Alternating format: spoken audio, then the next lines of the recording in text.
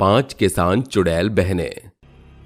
सुबह का वक्त था। कोयल कुहू कुहू कर रही थी। तभी खेत में 5 डरावनी चुड़ैल सोकर उठती हैं और उठकर कहती हैं, अपने अपने काम पर लग जाओ।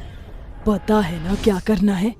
हाँ पता है, जा रही है। ऐसा बोलकर 5 चुड़ैलें उसी खेत में काम करने लग जाती हैं। पहले 5 चुड़ैलें मिलकर हल चलाकर जुताई करने लगती हैं और अगले दिन से एक एक करके बीज बो देती हैं। फिर पानी डालती हैं। 3 हफ्ते बाद उनकी फसल सूख जाती है तो 5वीं चुड़ैल अपने खेत को सूखते हुए देखकर कहती है, ओह नो, खेत तो सूखकर बंजर हो गई। अब मुझे दोबारा ऐसे खून से सींचना होगा, वरना ये सही में पूरी बर्बाद हो जाएगी। अरे मीठी, तू इतना परेशान क्यों है? अरे निम्बो, क्या बताऊं तुझे, मेरी पैदावार खराब हो रही है। मुझे जल्दी से लहू डालना होगा, वरना खेती खराब हो जाएगी। मैं भी शिकार करके आती हूँ। हाँ हाँ कर ले, मैं भी चलती हूँ, मुझे बहुत भूख लग रही है। ये बोलकर दोनों चुड़ैल बहनें अपने खेत के आसपास आते जाते लोगों की राह देखने लगती हैं। तभी निम्बो चुड़ैल को दूर से आता कोई शिकार दिखता है। अरे वाह वाह वाह, आ गया मेरा शिकार, आ गया। मैं तो चली उसे खाने के लिए। ओए नहीं, पहले मुझे चाहिए, इसके लहू से मुझे अपनी खेती को उपजाऊ बनाना है। वो आदमी खेत के पास से गुजरता हुआ जाता ही है कि दोनों चुड़ैल उसे मार कर उसका खून पी लेती हैं। दूसरी उसके खून को अपनी बाल्टी में भरकर अपनी बंजर फसल में डाल देती है और कहती है, अब देखियो कैसी मेरी फसल और उपजाऊ बनेगी। अरे यार, तुम लोगों को भूख नहीं लग रही क्या? मुझे तो मांस खाने का मन कर रहा है। जो भी आया उसे झपट लूंगी। हाँ हाँ, आओ मेरी प्यारी बहनों, एक साथ शिकार करने चलते हैं। अरे दीदी, जाने की क्या जरूरत है? जो भी इस खेत के पास से गुजरेगा उसे यहीं मार डालेंगे हम। हाँ हाँ, बड़ा मजा आएगा, चलो। ऐसा बोलकर 5 चुड़ैल बहनें खेत के किनारे जाती हैं और छुपकर आने वाले इंसान की राह देखने लगती हैं। एक पेड़ के पीछे छुप जाती है, एक पेड़ के ऊपर तो कोई खेत की फसल के बीच में। तभी 2 लड़के गुनगुनाते हुए आते हैं, मैं तेरा बॉयफ्रेंड, तू मेरी गर्लफ्रेंड, ओ मैनू कहंदी ना ना ना ना, रुकते जा मेरी गल तो सुन ले, ओ मैनू कहंदी ना ना ना ना। अचानक से ऊपर से उड़कर चुड़ैल उसके सामने खड़ी हो जाती है और कहती है, मैं तेरी गर्लफ्रेंड, तू मेरा बॉयफ्रेंड, अब ना कहूंगी तुझे ना ना ना ना। चुड़ैल ये कहां से आ गई?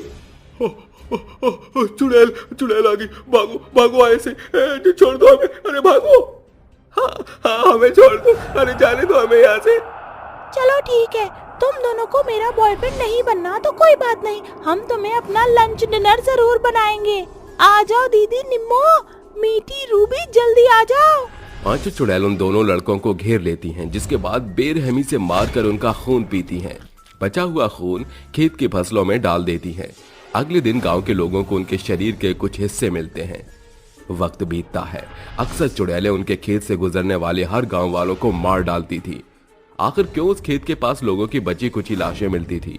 क्यों 5 चुड़ैलें उन लोगों को इस तरह मार देती थी?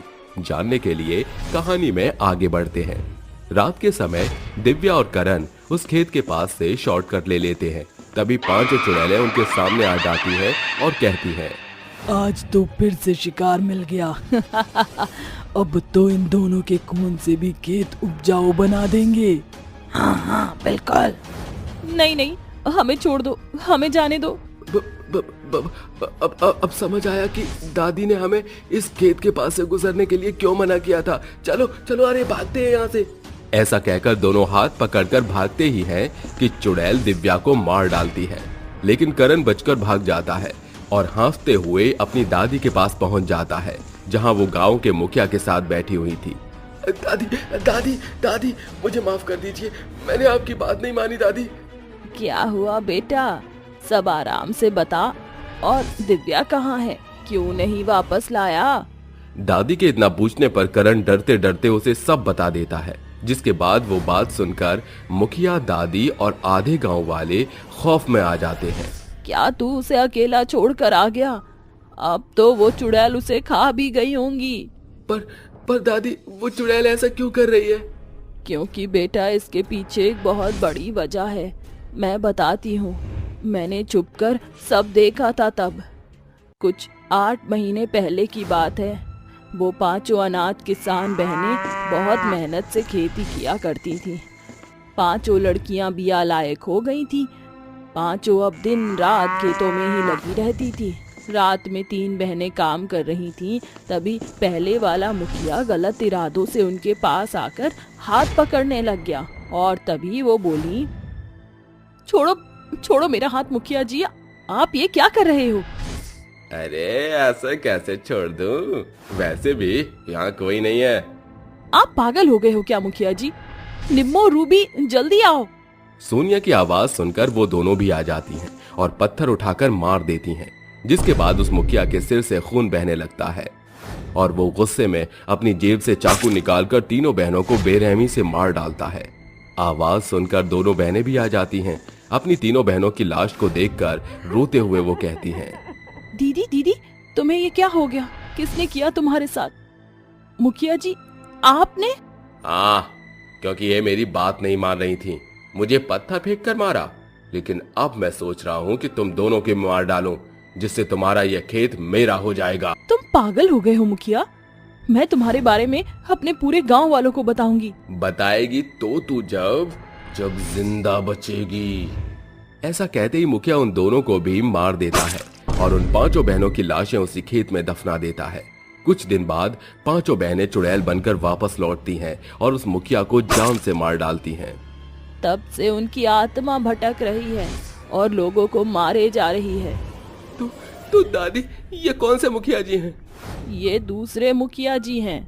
मुझे लगता है दादी, उनकी आत्मा इसलिए भटक रही क्योंकि उनकी लाशों का अंतिम संस्कार नहीं हुआ है। उनकी लाशों को निकालकर पंडित जी से पूजा करवानी चाहिए, तभी कुछ हो सकता है। हाँ बेटा, तुम सही कह रहे हो। जाकर पंडित जी को ले आओ और गांव के आदमी उनकी दबी लाशें निकालेंगे। मुखिया की बात सुनकर गांव के 4-5 आदमी उस खेत में से उन 5 चुड़ैलों की लाशें निकाल लेते हैं। तभी चुड़ैलें उन आदमियों को हवा में उछाल देती हैं। क्यों आए हो तुम यहाँ और क्यों हमारी लाशों को निकाल दिया? चले जाओ यहाँ से। हाँ, वरना हम तुम्हें मार डालेंगे। अरे तुम कुछ भी कह लो, हम 5 लाशों को निकाल कर रहेंगे। गांव के आदमी उन लाशों को ले जाते हैं। इतने में चुड़ैल उन्हें और मारने लगती है। तभी करण वहीं पंडित जी के साथ आकर कहता है, बस बहुत हो गया। और कितने मासूम लोगों की जान लोगी तुम? अब तू भी मरेगा। देखो, मेरी बात को समझो। इस तरह भटकता तुम्हें कुछ नहीं मिलेगा और अपना बदला तो तुम ले ही चुकी हो, तो क्यों इन मासूम लोगों की जान ले रही हो? मेरी मानो तो हमें मुक्ति दिलाने दो, तुम 5 की। तू जानता भी है क्या बोल रहा है और हमारे साथ क्या हुआ है? हाँ, सब पता करके आया हूँ। अन्याय हुआ है तुम्हारे साथ, लेकिन फिर तुमने भी मासूम लोगों को मारकर अन्याय किया है। पंडित जी, आप इन आत्माओं को कब्जे में कीजिए। पंडित अपने मंत्रों से उन्हें बोतलों में बंद करता है और गांव के लोग उनकी लाशों का अंतिम संस्कार कर देते हैं, जिसके बाद 5 चुड़ैलें गायब हो जाती हैं और उनकी आत्मा को शांति मिल जाती है। जिसके बाद अब गांव में सब पहले जैसा हो जाता है। काशीपुर के एक छोटे से गांव में एक अनुराधा नाम की औरत रहती थी। वह अंधी थी और उसका एक बेटा था जो अब तक शादी के लायक हो गया था। अनुराधा आंधी होने के बाद भी मिट्टी के बर्तन बनाया करती थी, जिन्हें बेचकर वह अपने घर पर गुजारा किया करती थी। मिट्टी के बर्तन ले लो, मिट्टी के बर्तन, प्यारे प्यारे मिट्टी के बर्तन। अरे बहन जी, ये मिट्टी के बर्तन तो बहुत ही सुंदर दिख रहे हैं। किसने बनाई हैं ये? अरे भैया, इन मिट्टी के बर्तनों को मैंने ही बनाया है। खरीद कर देखो, बहुत मजबूत है, जल्दी से टूटेंगे नहीं, क्योंकि मैंने अच्छी और पक्की मिट्टी से बनाया है। अरे वाह, क्या कमाल की बात है। एक अंधी औरत होने के बाद भी आपके हाथों में इतनी अच्छी कलाकारी है कि आप मिट्टी के बर्तन बना सकती हो, और वो भी इतनी सुंदर सुंदर। मुझे भी आपके कुछ मिट्टी के बर्तन खरीदने हैं। ऐसा कहकर राजा अनुराधा के कुछ मिट्टी के बर्तन खरीद लेता है, जिसके बाद अनुराधा उस आदमी से पैसे लेकर मिट्टी के बर्तन बेचने के लिए निकल जाती है। देखते ही देखते शाम हो जाती है। शाम होने के बाद वह बेचारी घर की तरफ जाने लगती है। लगता है शाम हो चुकी है, अब मुझे जल्दी से घर पहुंचना चाहिए। मेरा बेटा मेरा इंतजार कर रहा होगा, उसके लिए मुझे खाना भी बनाना है। अनुराधा घर पहुंचने के बाद घर के सभी काम करती है और अपने बेटे ऋषि के लिए खाना बनाना शुरू करती है। खाना बनाने के बाद वह अपने बेटे का इंतजार करती रहती है। अरे बहुत देर हो गई है, ऋषि बेटा अभी तक नहीं आया है। घर पर पता नहीं कहाँ होगा। अब मैं क्या करूं? मुझे ही उसको ढूंढ कर लाना होगा। अनुराधा घर से निकलकर अपने बेटे ऋषि को ढूंढने जा ही रही होती है कि तभी ऋषि दरवाजा खोलकर अंदर आ जाता है। ऋषि शराब के नशे में धुत होता है, उससे खड़ा भी नहीं हुआ जाता और वह अपनी माँ से कहता है, माँ, मुझे बहुत जोरों से भूख लगी है, मुझे खाना दे दो। अभी लेकर आती हूँ बेटा, तुम यहाँ बैठ जाओ। अनुराधा अपने शराबी बेटे को खाट पर बिठा देती है, जिसके बाद वह उसके लिए खाना डालती है। खाना खाने के बाद ऋषि वहीं लेट जाता है। अनुराधा अपने बेटे को इस हालत में महसूस करके रोने लगती है। क्या हुआ बेटा, तुम्हारी ये हालत कैसे हुई? तुमने तो कभी शराब को हाथ भी नहीं लगाया था, फिर अचानक से इतनी शराब क्यों पी? वो छोड़कर चली गई मुझे, उसने मेरा दिल तोड़ा है। मैं उसको अपनी जिंदगी में लाने के लिए क्या करूं? वो मुझे कैसे मिलेगी? वो मुझे कहती है आईफोन लाकर दो, मैं उसे आईफोन लाकर कहां से दूं? शराब के नशे में ऋषि ऐसे कहने लगता है जिसे सुनकर अनुराधा परेशान हो जाती है। अनुराधा भी अपने बेटे के सिरहाने बैठी हुई सो जाती है। जैसे ही अगले दिन सवेरे होता है, अनुराधा ऋषि के लिए खाना बनाने लगती है। ऋषि नींद से जागता है और अपनी माँ को देखते हुए अपने मन में सोचता है, मेरी माँ की तो उम्र हो गई है, ऊपर से वो अंधी भी है। अगर मैं इनकी किडनी बेच दूं तो मेरे पास आईफोन के पैसे आ जाएंगे। ऐसा सोचकर ऋषि अपनी माँ की किडनी बेचने के लिए उसे हॉस्पिटल ले जाता है, जिसके बाद वह अपनी माँ की दोनों किडनी बेच देता है, जिसके चलते बेचारी अनुराधा मर जाती है। लेकिन मरने के बाद वह चुड़ैल बन जाती है और अपने बेटे से दूर नहीं होती। वहीं ऋषि किडनी बेचने के बाद मिले हुए पैसों से एक आईफोन लेकर अपनी गर्लफ्रेंड रिया को देता है और उससे शादी कर लेता है। एक दिन उसकी गर्लफ्रेंड उससे कहती है, हमारी शादी को आज 1 साल हो गया है और 1 साल में तुमने मुझे कुछ नहीं दिया। ये सुनते ही ऋषि को बहुत तेज गुस्सा आता है, जिसके बाद वह गुस्से में रिया से कहता है, क्या कहा? मैंने तुम्हें कुछ नहीं दिया? अरे तुम्हारे चलते मैंने अपनी माँ की दोनों किडनी बेच दी और तुम्हें आईफोन दिलवाया, और आज तुम मुझे कहती हो कि मैंने कुछ नहीं दिया।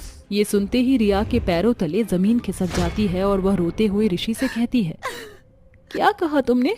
मुझे आईफोन दिलवाने के लिए तुमने अपनी माँ की किडनी बेच दी? अरे जो इंसान अपनी माँ का ना हुआ वो मेरा क्या होगा? तुम इंसान नहीं, एक दरिंदे हो, दरिंदे। मैं तुम्हारे साथ अब नहीं रह सकती हूँ, मैं जा रही हूँ। ऐसा कहकर रिया ऋषि को छोड़कर चली जाती है, जिसके बाद ऋषि उसे जाते हुए देखकर फूट फूट कर रोने लगता है और खुद से कहता है, ये मैंने क्या किया? मैंने एक लड़की के प्यार में गिरकर अपनी माँ की दोनों किडनी बेच दी। मैंने अपनी माँ को मार दिया। मैं अपनी माँ की मौत का त्यारा हूँ। मेरी माँ दिन भर मेहनत करके पैसा कमाया करती थी, मुझे भूखा देखकर खुद भी खाना नहीं खाती थी। आज मुझे उस माँ की बहुत याद आ रही है। ऐसा कहकर ऋषि रसोई में जाकर एक चाकू उठाता है और अपने हाथ की नस काटने वाला होता है, लेकिन तभी वहाँ पर उसकी माँ की चुड़ैल आ जाती है और उसे ऐसा करने से रोक लेती है। नहीं बेटा, ऐसा मत करो, तुम अपनी जान मत दो, तुम तो मेरी जान हो। अगर तुम्हें कुछ हुआ तो मेरा क्या होगा?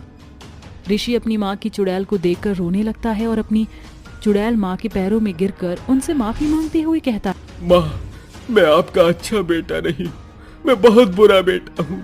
मैंने अपनी ही माँ का कत्ल किया है। मैं तो माफी के लायक भी नहीं हूँ। मैं जिस ममता के आंचल में मैं सोया था, उसी आंचल को मैंने खून में रंगा है। माँ, मुझे मौत मिलनी चाहिए। माँ, मैं तो नरक की आग में जलने के लायक हूँ। मुझे मरने दो माँ, मुझे मरने दो। अपने बेटे की ऐसी बातें सुनकर चुड़ैल की आंखों में आंसू आ जाते हैं और वह रोते हुए अपने बेटे को गले से लगाकर कहती है, नहीं बेटा, तुझे तो अभी जीना है और अपना एक परिवार शुरू करना है। मुझे तुझसे कोई गिला नहीं है। वैसे भी तो मैं अंधी थी, मेरा कुछ नहीं होने वाला था। एक ना एक दिन तो मुझे मरना ही था। मैंने तुझे माफ किया बेटा। चुड़ैल अपने बेटे के आंसू पोंछती है और उसे खाना बनाकर अपने हाथों से खिलाती है। अपनी चुड़ैल माँ की ऐसी ममता देखकर ऋषि का दिल भर जाता है और उसे अपने किए पर बहुत पछतावा होता है। ऋषि के सोने के बाद उसकी चुड़ैल माँ रिया के घर आती है और रिया अपने बिस्तर पर आराम से सो रही होती है, जिसके बाद चुड़ैल उसके सपनों में चली जाती है। रिया बेटा, मैं ऋषि की माँ हूँ। मेरा बेटा तुमसे बहुत प्यार करता है। मैं तुम्हारे आगे हाथ जोड़ती हूँ, उसे बीच रास्ते में छोड़कर मत जाओ। वो तुम्हारे बिना जी नहीं पाएगा। लेकिन आपका बेटा आपकी ही मौत का जिम्मेवार है। आपके बेटे ने आपकी ममता का निरादर किया है। मैं उस इंसान के साथ कैसे रह सकती हूँ? क्या पता कल को वो मेरी जान ले ले। नहीं रिया बेटा, मेरा बेटा नादान है, उसे तुम्हारी जरूरत है। वो ऐसा कभी नहीं करेगा। उससे एक गलती हो गई है, उसे उस गलती की इतनी बड़ी सजा मत दो। वैसे भी तो मुझे एक ना एक दिन जाना ही था। मेरे बेटे को माफ कर दो और उसके साथ एक नए जीवन की शुरुआत करो। अगले दिन जैसे ही सवेरा होता है, रिया की आंखें खुलती हैं और वह सपने को याद करने लगती है। जिसके बाद रिया अपने कपड़े पैक करती है और वापस ऋषि के पास पहुंच जाती है। ऋषि रिया को देखते ही उससे कहता है, मुझे माफ कर दो रिया, मुझे अपनी गलती का बहुत पछतावा है। मुझे एक आखिरी मौका दे दो, मैं तुम्हारे बिना नहीं जी सकता। मुझसे बहुत बड़ी गलती हो गई, मैं एक अच्छा पति बनकर दिखाऊंगा। रिया ऋषि को माफ कर देती है, जिसके बाद ऋषि रिया के साथ खुशी खुशी रहने लगता है। कुछ ही दिनों में रिया को एक प्यारी सी बेटी होती है जिसका नाम ऋषि अनुराधा रखता है और अपनी पत्नी रिया से कहता है, ये मेरी माँ है, उन्होंने तुम्हारी कोख से जन्म लिया है, आज से इसका नाम अनुराधा है। उस दिन के बाद से रिया और ऋषि दोनों एक साथ खुशी खुशी रहने लगते हैं। दूर एक घना जंगल था। उस जंगल में एक बड़ी पुरानी गुफा थी जहाँ एक खूंखार चुड़ैल रहा करती थी। पिछले 25 बरस से मैं इसी गुफा में रह रही हूँ। अब यहाँ मेरा मन ऊब चुका है, इसलिए आज रात मैं यहाँ से बाहर निकलूंगी। रात के घनघोर अंधेरे में चुड़ैल अपने विशाल कद के साथ जंगल से बाहर निकलती है। उसके कदमों की धमधमाहट से आसमान के पक्षी परिंदे धरती पर गिरने लगते हैं। चुड़ैल सड़क किनारे चलने लगती है। ये चांदनी रात में गाना गुनगुनाना तो बनता है। मुसाफिर हूँ यारो, ना घर है ना ठिकाना, बस चलते जाना है। चुड़ैल रात भर सड़क किनारे चलती है कि सवेरे वो एक गांव की सीमा में आकर रुक जाती है। आखिर मेरी मंजिल आ ही गई। गांव में घुसते ही चुड़ैल नजर घुमाकर मजे से सैर सपाटा करने लगती है। उस गांव में एक बड़ा सा विद्यालय है जहां आकर चुड़ैल कहती है, अरे ये नन्हे बच्चे स्कूल की चमचमाती वर्दी में कितने प्यारे लग रहे हैं और स्कूल कितना बड़ा है। स्कूल के बाहर कुछ गरीब बच्चे फटे पुराने कपड़े पहने स्कूल को निहारते हुए कह रहे थे, पिंकी, ये स्कूल कितना सुंदर है, काश हम गरीब भी यहाँ पढ़ पाते। चलो स्कूल के अंदर घुसकर देखते हैं। हाँ चलो चलते हैं। वो गरीब बच्चे एक दूसरे का हाथ पकड़े हुए आगे बढ़ते हैं, जहां स्कूल का अकड़ू गार्ड उन्हें धमकाते हुए कहता है, अरे ओ भिखारियों के बच्चे, कहाँ चले आ रहे हो, मुंह उठाकर निकलो यहाँ से। ऐसा कहकर स्कूल का गार्ड उन गरीब बच्चों को बेरहमी से बाहर धकेल देता है। ये देख चुड़ैल गुस्से से बौखलाकर कहती है, अरे ये कैसा कसाई है, ये अब तो इसको मजा चखाना ही पड़ेगा। चुड़ैल अपनी शक्तियों से मौसम पर कब्जा करके आंधी तूफान का बवंडर मचाती हुई हंसकर कहती है, देखो तो जरा कैसे पंछियों की तरह फड़फड़ा रहा है। कौन है यहाँ? अरे मोरे मैया, अचानक मौसम ने भयानक करवट कैसे ले ली? चुड़ैल उस पर ताबड़तोड़ चांटे की बरसात करके कहती है, चारों खाने चित्त हो गए। मैं नहीं जानती कि इस मुटल्ले गार्ड के शरीर में रत्ती भर की भी जान नहीं। जो खुद जमीन की धूल चाट रहा है वो भला स्कूल की रखवाली क्या ही करेगा। फिर चुड़ैल कहती है, आखिर ये बेचारे बच्चे स्कूल में क्यों नहीं जा सकते? मुझे मामले की तह तक जाना होगा। अगले ही पल चुड़ैल एक खूबसूरत महिला में बदलकर स्कूल के अंदर घुस जाती है, जहां सभी कक्षाओं में बच्चे पढ़ रहे थे। चुड़ैल एक कक्षा में घुसकर कहती है, जी मेरा नाम चुड़ैल, मेरा मतलब चांदनी है। माफ करना, मेरी जुबान फिसल गई। जो भी कहना है जल्दी कहो, मुझे बच्चों को पढ़ाना है। मैंने स्कूल के बाहर कुछ गरीब बच्चों को सड़क पर खड़े देखा। उन गरीब बच्चों का तो रोज का है, मेरे लाख मना करने पर भी वो मानते ही नहीं। क्या नहीं मानते? यही कि इस स्कूल में सिर्फ अमीर वर्गों के बच्चे ही पढ़ते हैं। गरीबों के बच्चों के लिए यहाँ कोई जगह नहीं, क्योंकि ये विद्यालय गांव के रिहायशी अमीर लोगों ने बनवाया है, इसलिए यहाँ गरीब बच्चों के पढ़ने की मनाही है। चुड़ैल स्कूल के बाहर आकर कहती है, अरे ये कंजूस निर्दयी अमीर गरीबों को चींटियों की तरह मसल कर चलते हैं। आज मैं इनके बच्चों को खा जाऊंगी। स्कूल की घंटी बजने के साथ तमाम बच्चे बस में सवार हो जाते हैं। बड़ी दुविधा है ये तो। अरे ये कैसा बड़ा सा पक्षी है जिसमें एक साथ इतने बच्चे सवार हैं? जैसी बस कुछ दूर आती है, चुड़ैल उसे अपने दोनों हाथों से जकड़कर बस को निगलने लगती है कि वो रुक जाती है। जाने इन मासूम बच्चों को मारने का जी नहीं कर रहा। जाओ, इस चुड़ैल ने तुम पर तरस खाकर अपना इरादा बदल दिया। फिर रात में सभी के सोते ही चुड़ैल गांव में आकर रात भर सोचती है कि बच्चे दोबारा उसे स्कूल के पास दिखते हैं। अब मैं इन गरीब बच्चों की टीचर बनकर इनका पढ़ने का सपना साकार करूंगी। फिर चुड़ैल हाथों में चॉकलेट लेकर उन बच्चों के पास आकर कहती है, कौन कौन चॉकलेट खाएगा? चिंटू, राधा, देखो लॉलीपॉप। अरे बच्चों, तुम सभी हर दिन स्कूल के पास क्यों खड़ी रहते हो? इन बच्चों को देखकर हमारा भी पढ़ने का मन करता है, पर हमको पढ़ाने वाला कोई भी नहीं है। आज से मैं तुम्हें पढ़ाऊंगी, तुम्हारी टीचर बनकर। पर हम पढ़ेंगे कैसे? हमारे पास ना तो कॉपी है, ना कलम, ना स्कूल। चुड़ैल अपनी शक्ति से किताबें कॉपियां प्रकट करती है और उन्हें गरीब बच्चों को देकर बरगद के पेड़ पर बोर्ड टांगकर उन्हें पढ़ाती है। बच्चों, मैं जो इस बोर्ड पर लिखूंगी उसे मेरे पीछे दोहराना। का से कबूतर, खा से खरगोश, का से कबूतर, खा से खरगोश। थोड़ी देर बाद शाम ढल जाती है। बच्चों, आज के लिए इतना ही, अंधेरा होने वाला है, चलो मैं तुम सभी को घर छोड़ आऊं। चुड़ैल सभी बच्चों को गांव की सीमा में छोड़कर गायब हो जाती है और अब हर दिन चुड़ैल उन गरीब बच्चों की टीचर बनकर उन्हें लाड़ प्यार के साथ पढ़ाया करती थी। तो बताओ बच्चों, कल मैंने तुम्हें क्या सिखाया था? टीचर जी, मैं बताऊं? कल आपने हमें 2 और 3 का पहाड़ा सिखाया था। शाबाश चिंटू, ये लो चौक और बोर्ड पर लिखकर दिखाओ। 2 एकम 2, 2 दूनी 4। बाकी बच्चे चिंटू के लिए तालियां बजाओ। कुछ समय तक तो सब कुछ ठीक चलता है, पर एक शाम बच्चे घर लौटते हैं। परिवार पूछता है, अरे पिंकी बिटिया, ये कॉपी किसने दी तुझे और तू हर दिन कहाँ गायब हो जाती है? वही रुक जा राधा, हर सवेरे कहाँ चली जाती है तू? अब माँ, मैं कितनी बुद्धू हूँ, आपको बताना ही भूल गई। मैं हर सवेरे पढ़ने जाती हूँ। बरगद के पेड़ के नीचे एक अच्छी टीचर हमें पढ़ाती है। ये बात सुमन को काफी खटकती है। फिर सभी सरपंच के पास आते हैं। कहो गांव वालों, क्या हुआ?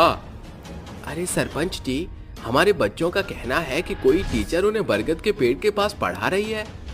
बता चिंटू, कैसी दिखती है तेरी टीचर? माँ, हमारी टीचर के लाल बड़ी आंखें, लंबे काले नाखून और नुकीले दांत हैं। इतना ही नहीं, चंद्रिका मौसी हमारी टीचर जादू भी जानती है। हमारी टीचर हर शाम हमें घर छोड़ने भी आती है। वो एक चुड़ैल है, हमें कल तक का इंतजार करना होगा। कल वो चुड़ैल बच्चों को छोड़ने जरूर आएगी और हम उसको सबक सिखाएंगे।